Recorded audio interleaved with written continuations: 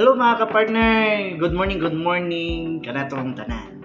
Hope nga naamo sa tagsa ka mayong panglawas karon sa atong aning pagnegosyo everyday, di ba? Everyday tayo naglakaw-lakaw. Doon na lang ko i-share sa inyo ang tips aron kanunay ta magpadayon.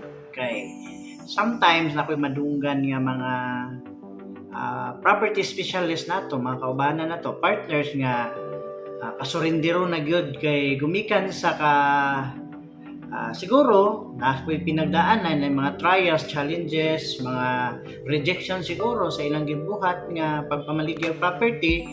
So natural yun nga maluya kay tao raman ta. So karon nga adlaw doon ako i-share ninyo nga kanang tips nga para magpadayon gyud ta. Ayaw gyud paluya-luya partner kay ngano daghan nakasalalay sa atong pagpaningkamot.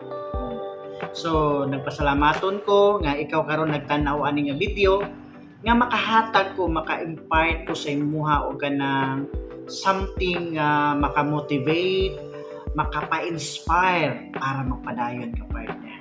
Tanan ta naglisod, maybe somehow nga napatay mas daghan pa gyud nga kanang magian nga mga trials, pero ang pinaka bottom line ana is padayon jud ta. Ngano man sayang kay atong nasugdan unya dili nato humanon. So before that, ato sa introhan kaning atong video.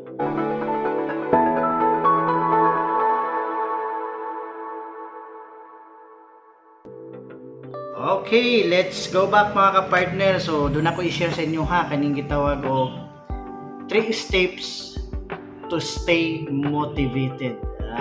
Di ba? Dapat motivated ta. So tulo ni siya ka paagi o steps para kanunay ka nga dili ka maluya, dili ka mawad-an o paglaom. Dapat maningkamot ka kay doon na kay goals sa imong kinabuhi.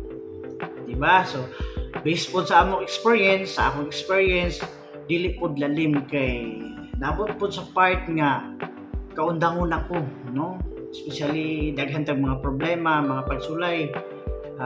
Makaingon ta, Lord, grabe nang pod ni Lord, murag mo give up na ta, but ani agihapon ta nagtindog padayon kay kinahanglan ta maningkamot mana power gid kayo mga ka-partner, di ba? Kay ngano habang may buhay may pag-asa. So ato nang sugdan ang kaning tulo ka steps para mahimo kang kanunay ka nga motivated. Number 1, una nimong buhaton is kining know your reason why. Kung sa Bisaya pa, dapat mahibaw-an nimo ang imuhang rason nganong imong gibuhat ang usa ka butang.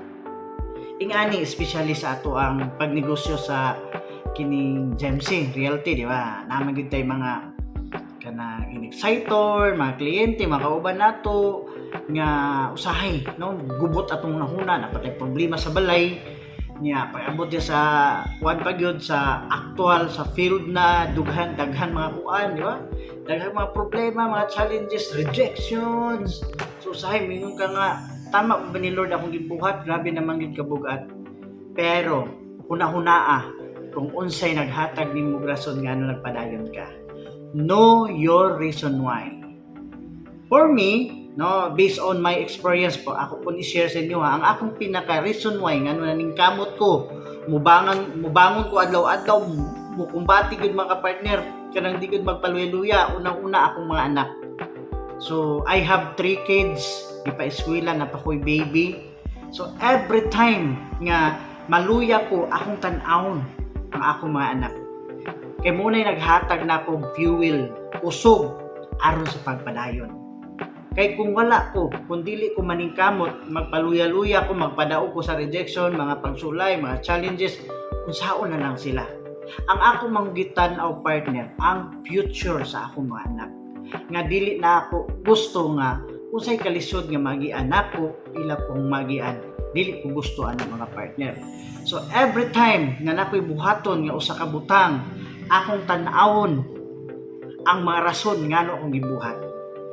Kung kana do na kay rason sa tanan nimong gibuhat, depende unsa pamilya ba na, uyab ba na or everything nga makapalipay nimo nga maning kamot katanawa para ikaw dili ka maluya, magpadayon ka, di ba?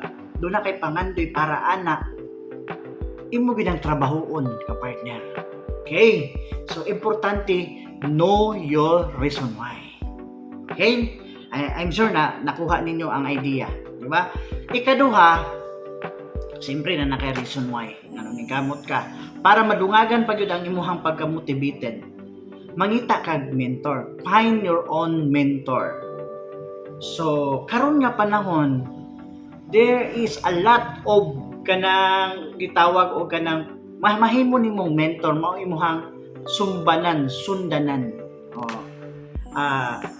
Pwede kami nga ako, pwede ko mahimong mentor sa ingani lang nga paagi, or pwede si Sir Ray, ang atong CEO, kay more knowledge about siya sa kanang about sa kaning personal, no, nga mamotivate ka di ka maluya.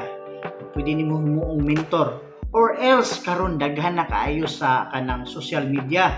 You can browse sa YouTube, na mga dito libre na, di na ka kinahanglan magbayad o kanang mentor sa imo. Ang imo lang buhaton, sundan lang ang ilahang mga advices. Sama ingani na tanaw ka, di ba, na medyo napukaw ang imuhang kanang imong kaalam, ang imuhang kanang sa imong deep inside your heart nga, uy, kinahanglan di ay na kuan gani ni Sir Ed, napadayon gani niya, di ba? So find your own mentor. Magbasa ka kung mahilig kag basa-basa og mga libro.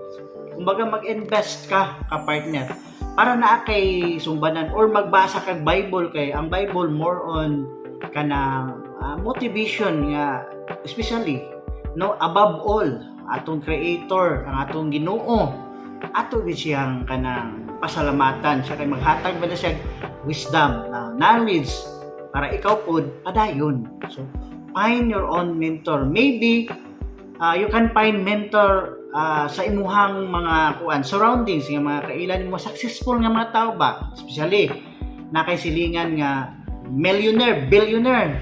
So dapat dadto ka mangutana siya kung unsay ang gipangbuhat, kay i-share man niya ang iyang mga kanang trials, mga challenges nga nagian bago sa nahimong successful, para ikaw pod mismo sa imong pagalingon makaingon ka nga, parehag mi giagian kay anak po ko pero wala pa lang ko nakuha sa akong success, pero siya nakakuha na. So maminaw ta sa mga tao nga naging successful, dili ta maminaw ang mga marites sa kanang gawas nga puro ra kalisod ang ipanghisgutan, di ba? Ayaw ta mga negative nga mga tao, dito ta sa mga tao nga positibo ang panglantaw sa kinabuhi.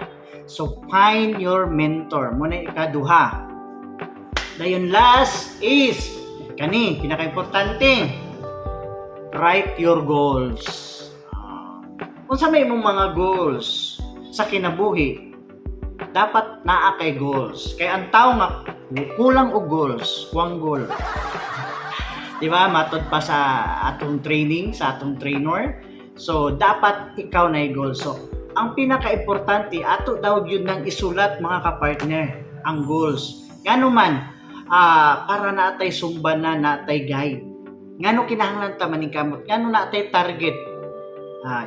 Example karon nga tuig, dapat 2023 doon na ako'y maabot nga goals. Doon na ako'y target nga makuha na ako.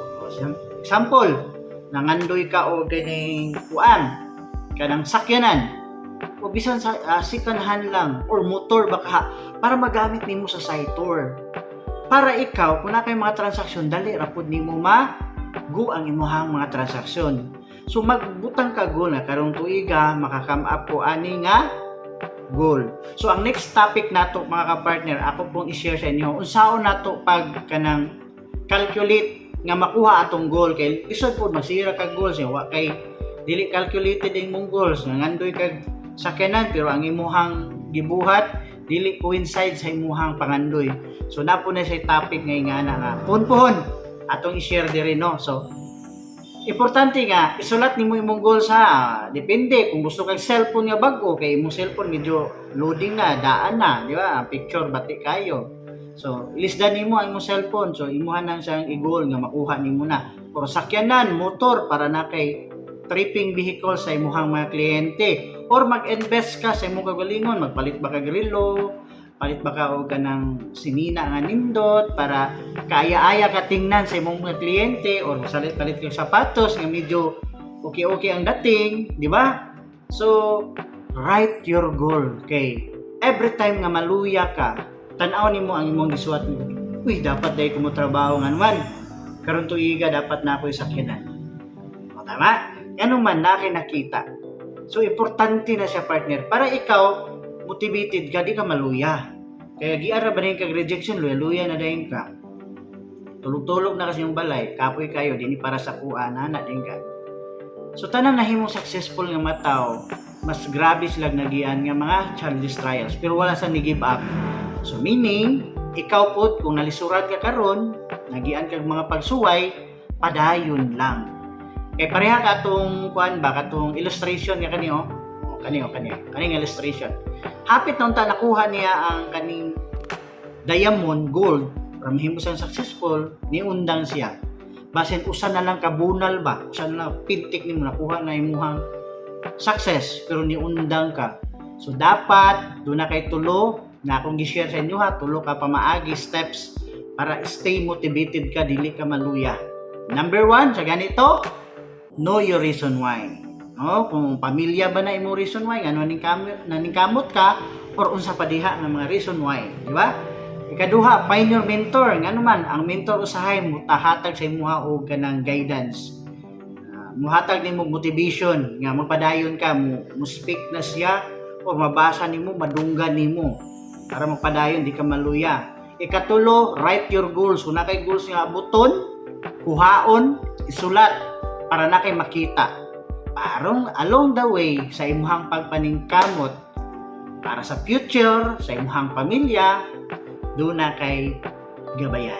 So hope kani nga video, partner, nakahatag nimo og kanang kalinawan nga usahay niabot ka sa punto nga luya ka, nakahatag ko kanimo og gamay nga inspiration.